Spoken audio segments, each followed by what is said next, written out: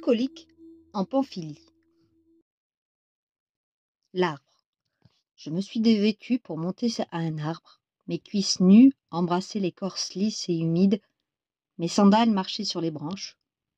Tout en haut, mais encore sous les feuilles et à l'ombre de la chaleur, je me suis mise à cheval sur une fourche écartée en balançant mes pieds dans le vide. Il avait plu. Des gouttes d'eau tombaient et coulaient sur ma peau. Mes mains étaient tachées de mousse et mes orteils étaient rouges à cause des fleurs écrasées. Je sentais le bel arbre vivre quand le vent passait au travers. Alors je serrai mes jambes davantage et j'appliquai mes lèvres ouvertes sur la nuque chevelue d'un rameau. Chant pastoral. Il faut chanter un chant pastoral, invoquer Pan, dieu du vent d'été. Je garde mon troupeau et Sélénis le sien à l'ombre ronde d'un olivier qui tremble. Sélénis est couchée sur le pré. Elle se lève et court ou cherche des cigales, ou cueille des fleurs avec des herbes, ou lave son visage dans l'eau fraîche du ruisseau. Moi, j'arrache la laine au dos blond des moutons pour en garnir ma quenouille, et je file. Les heures sont lentes. Un aigle passe dans le ciel. L'ombre tourne. Changeons de place dans la corbeille de figues et la jarre de lait. Il faut chanter un chant pastoral, invoquer Pan, dieu du vent d'été. Parole maternelle. Ma mère me baigne dans l'obscurité. Elle m'habille au grand soleil et me coiffe dans la lumière. Mais si je sors au clair de lune, elle serre ma ceinture et fait un double nœud. Elle me dit « Joue avec les vierges, danse avec les petits-enfants, ne garde pas par la fenêtre, fuis la parole des jeunes hommes et redoute le conseil des veuves. Un soir, quelqu'un comme pour toutes te viendra prendre sur le seuil au milieu d'un grand cortège de tympanons sonores et de flûtes amoureuses.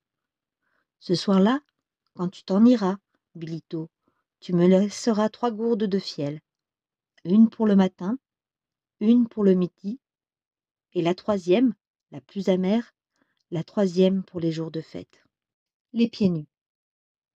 J'ai les cheveux noirs, le long de mon dos, et une petite calotte ronde. Ma chemise est de laine blanche, mes jambes fermes brunissent au soleil. Si j'habitais la ville, j'aurais des bijoux d'or et des chemises dorées et des souliers d'argent. Je regarde mes pieds nus dans leurs souliers de poussière.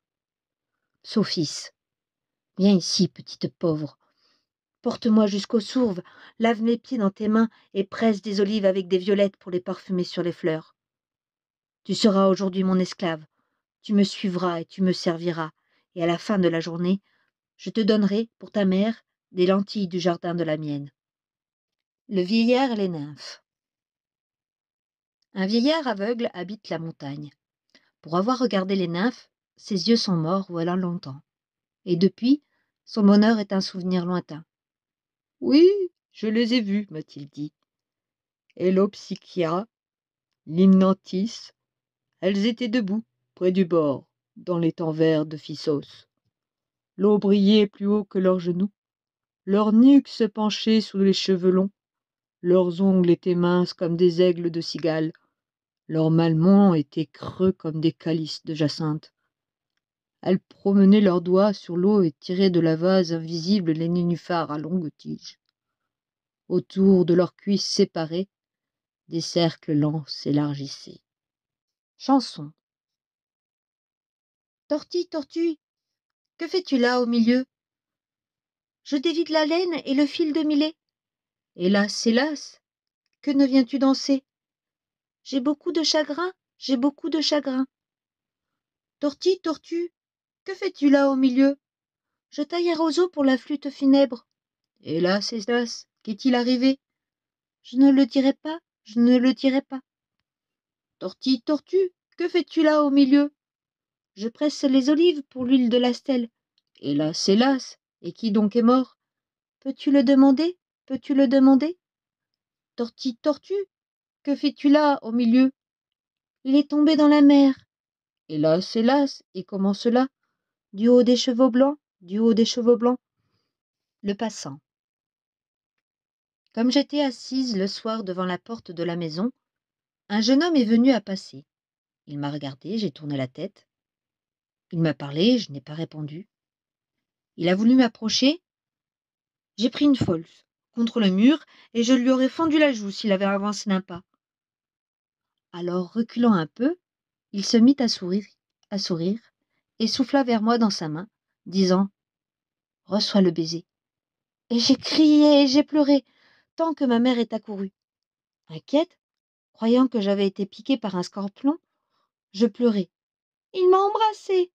Ma mère aussi m'a embrassée et m'a emportée dans ses bras. Le réveil. Il fait déjà grand jour. Je devrais être levée. Mais le soleil du matin est doux et la chaleur du lit me retient blottie. Je veux rester couchée encore. Tout à l'heure, j'irai dans l'étable.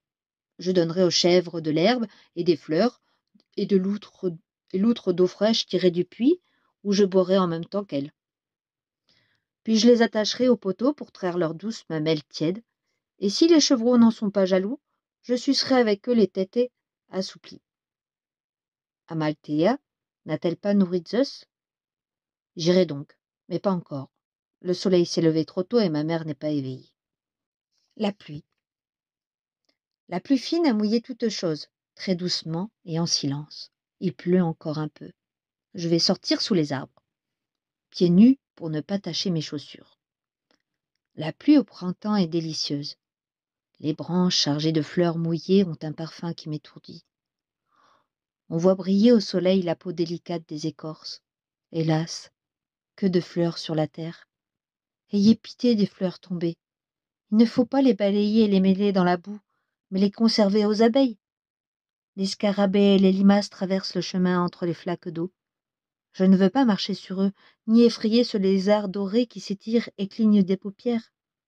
Les fleurs. Nymphes des bois et des fontaines, amies bienfaisantes, je suis là. Ne vous cachez pas, mais venez m'aider car je suis fort en peine de tant de fleurs cueillies. Je veux choisir dans toute la forêt une pauvre hamadryade aux bras levés, et dans ses cheveux couleur de feuilles je piquerai ma plus lourde rose. Voyez, j'en ai tant pris au champ que je ne pourrai les rapporter si vous ne m'en faites un bouquet. Si vous refusez, prenez garde. Celle de vous qui a les cheveux orangés, je l'ai vue hier saillie comme une bête par le satyre, l'amphrosathèse, et je dénoncerai l'impudique. Impatience. Je me jetai dans ses bras en pleurant, et longtemps elle sentit couler mes larmes chaudes sur son épaule, avant que ma douleur me laissât parler. Hélas, je ne suis qu'une enfant. Les jeunes hommes ne me regardent pas. Quand aurai-je comme toi des seins de jeune fille qui gonflent la robe et tentent de le baiser? Nul n'a les yeux curieux si ma tunique glisse. Nul ne ramasse une fleur qui tombe de mes cheveux. Nul ne dit qu'il me tuera si ma bouche se donne à une autre. Elle m'a répondu tendrement. Bilitis, petite vierge, tu cries comme une chatte à la lune et tu t'agites sans raison. Les filles les plus impatientes ne sont pas les plus tôt choisies. Les comparaisons. Bergeronnette, oiseau de Kypris, chante avec nos premiers désirs. Le corps nouveau des jeunes filles se couvre de fleurs comme la terre. La nuit de tous nos rêves approche et nous en parlons entre nous. Parfois nous comparons ensemble nos beautés si différentes, nos chevelures déjà longues, nos jeunes seins encore petits, nos pubertés rondes comme des cailles et blotties sous la plume naissante. Hier je luttais de la sorte contre Mélanthos, mon aînée. Elle était fière de sa poitrine qui venait de croître en un mois. Et, montrant ma tunique droite, elle m'avait appelé « petit enfant ». Pas un homme ne pouvait nous voir, nous nous mîmes nus devant les filles, et si elle vainquit sur un point, je l'emportai de loin sur les autres. Bergeronnette, oiseau de Kypris, chante avec nos premiers désirs. La rivière de la forêt. Je me suis baignée seule dans la rivière de la forêt. Sans doute je faisais peur aux naïades, car je les devinais à peine et de très loin sous l'eau obscure. Je les ai appelées.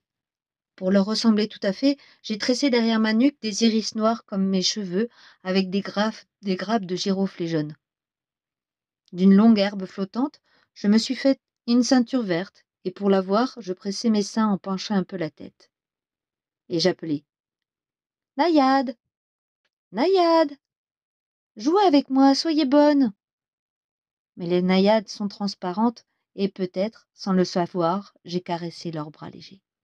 Fita Meliai. Dès que le soleil sera moins brûlant, nous irons jouer sur les bords du fleuve, nous lutterons pour un croco frêle et pour une jacinthe mouillée. Nous ferons le collier de la ronde et la guirlande de la course. Nous nous prendrons par la main et par la queue de nos tuniques. Fita Meliai, donnez-nous du miel. Fita Naïade, bénis-nous avec vous. Fita Méliade, donnez l'ombre douce à nos corps en sueur. Et nous vous offrirons, nymphes bienfaisantes, non le vin honteux, mais l'huile et le lait et des chèvres aux cornes courbes.